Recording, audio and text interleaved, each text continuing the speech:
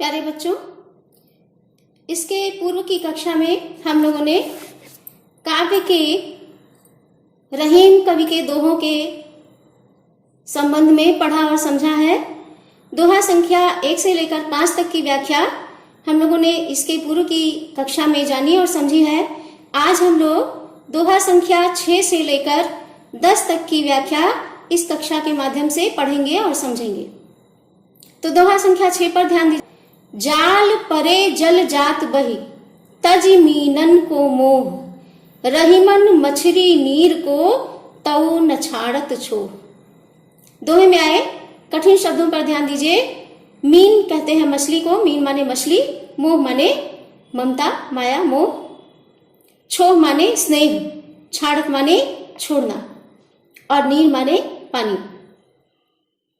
इस दोहे में रहीम कवि ने बताया है कि जल जो है यह विपत्ति आने पर मछली के प्रेम को छोड़ देता है, लेकिन मछली फिर भी जल के प्रति अपने स्नेह को कभी भी छोड़ नहीं पाती। जाल परे जल जात बही। जब भी कोई मछुआरा या मछली पकड़ने वाला मछली को पकड़ने के उद्देश्य से जल में जाल डालता है, जल के भीतर जाल फैलाता है, तो ऐसी स्थिति में वह जल मछली के मोह को छोड़कर बहकर उसका साथ छोड़कर चला जाता है और वो जाल में फंस जाती है। लेकिन रहीमन मछली नीर को, किंतु फिर भी मछली जो है जल के प्रति अपने प्रेम को छोड़ नहीं पाती और जल के अभाव में तड़प तड़प कर मर जाती है। रहीमन मछली नीर को तऊ न छाड़त छोह।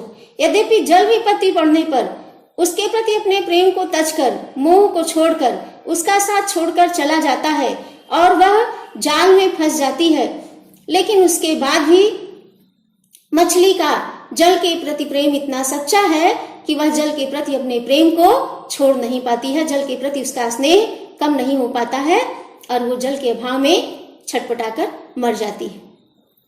दोहा संख्या 7। दीन सबन को लखत है, दीन ही लखै न कोय, जो रहीम दीन ही लखै, दीन बंधु सम होय। कठिन शब्दों के अर्थ देखिए। दीन माने दीन व्यक्ति, दुखी व्यक्ति, सबन माने सभी को, लखत माने देखना और दीन बंधु माने दीनों के बंधु अर्थात परमात्मा अर्थात परमेश्वर, और सम माने समान। दीन सबन को लखत है, कहते हैं जो दीन दुखी व्यक्ति होता है वो सबकी ओर आशा भरी दृष्टि से देखता है। आशा भरी दृष्टि से इस कारण देखता है कि हो सकता है कोई उसके दुख को समझे, कोई उसकी दीनता को समझे और उसकी दीनता को दूर करने का प्रयास करे। दीन ही लखै न कोय, लेकिन उस दीन दुखी व्यक्ति की तरफ कोई भी देखना नहीं चाहता, अर्थात कोई भी उसकी तरफ ध्यान नहीं देता।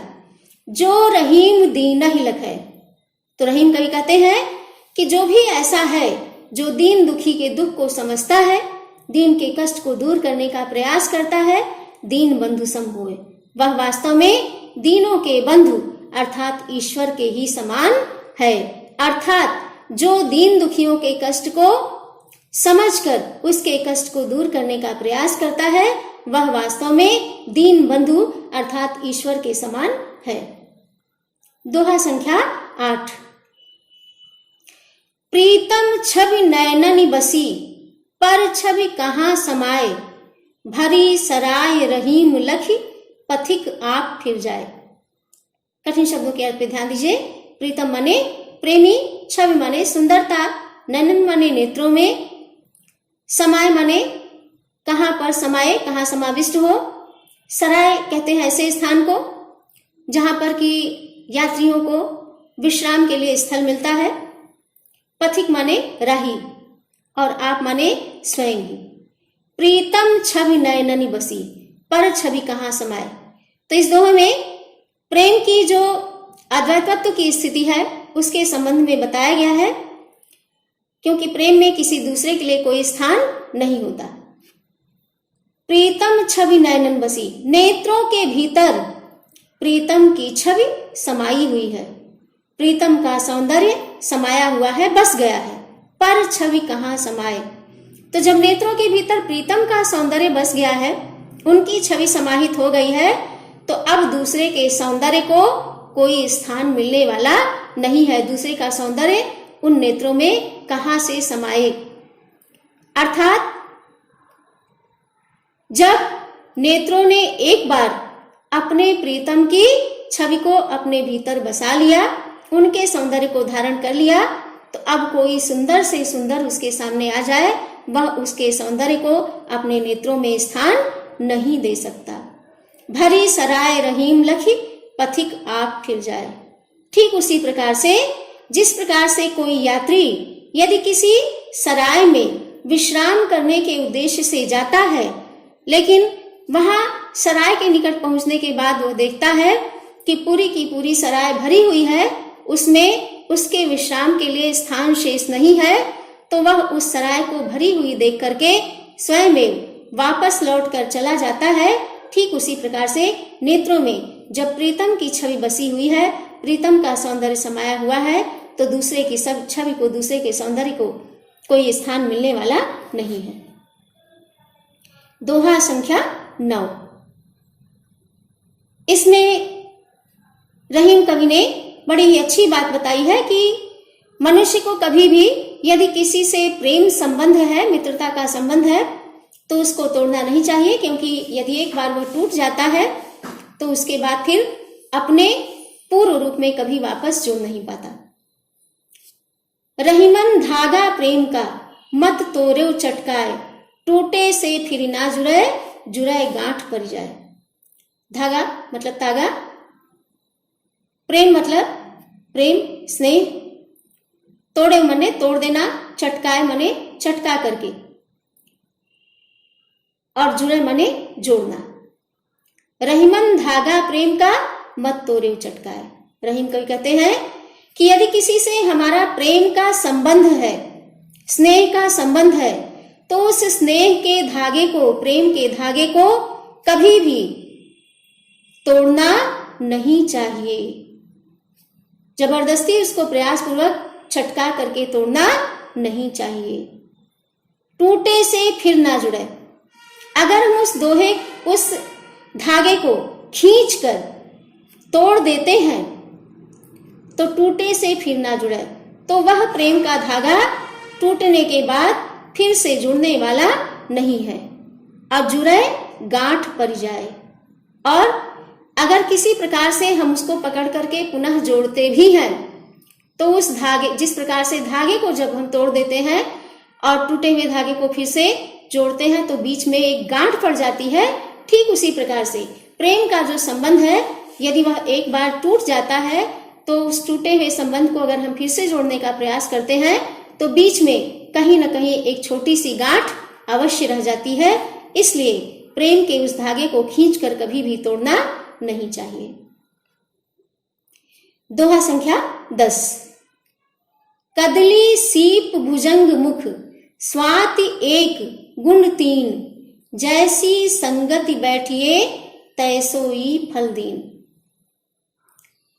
इस दोहे में रहीम कवि ने स्पष्ट किया है कि मनुष्य जैसी संगति में पड़ता है वैसा ही प्रभाव उसके ऊपर आता है, या उसी संगति का प्रभाव उसके स्वभाव में दिखाई देता है।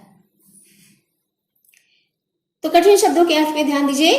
कदली कहते हैं केले को, सीप जल के भीतर पाई जाती है और समुद्र में भी सीप पाई जाती है जिसमें मोती का निर्माण होता है। भुजंग माने सर्प। स्वाति नक्षत्र की बरसने वाली बूंद के संबंध में कहा गया है, एक नक्षत्र है जिसमें बरसने वाली बूंद के संबंध में इसमें चर्चा की गई है। कदली सीप भुजंग मुख, स्वाति एक गुण तीन। कहते हैं एक ही स्वाति नक्षत्र में बरसने वाली बूंद केले में और सीप में और सर्प के मुख में जाकर अलग अलग गुण को प्राप्त करती है। जबकि एक ही स्वाति नक्षत्र की बूंद है, वही स्वाति नक्षत्र की बूंद यदि केले के भीतर जाती है, केले के मुख में पड़ती है, तो कपूर बन जाती है, कपूर का निर्माण होता है। और स्वाति नक्षत्र की बूंद यदि समुद्र में किसी खुले हुए सीप के मुख में पड़ती है तो सुंदर बहुमूल्य मोती का निर्माण होता है। और वही स्वाति नक्षत्र की बूंद यदि सर्प के मुख में पड़ती है तो भयंकर विष बन जाती है, विष का रूप धारण कर लेती है। तो इस प्रकार से एक ही स्वाति नक्षत्र की बूंद 3 विभिन्न स्थानों पर गिरने से उन स्थानों के गुण और स्वभाव के अनुसार अलग अलग स्वरूप को प्राप्त करती है। ऐसा क्यों है? क्योंकि जैसी संगति बैठिए तैसोई फल दीन।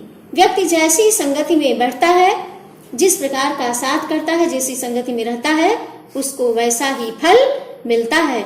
यही कारण है कि जब स्वाति नक्षत्र की बूंद केले में पड़ती है तो कपूर बनती है, सीप के मुख में पड़ती है तो बहुमूल्य मोती का निर्माण होता है, लेकिन यदि वही सांप के मुख में पड़ती है तो भयंकर विष का स्वरूप प्राप्त कर लेती है।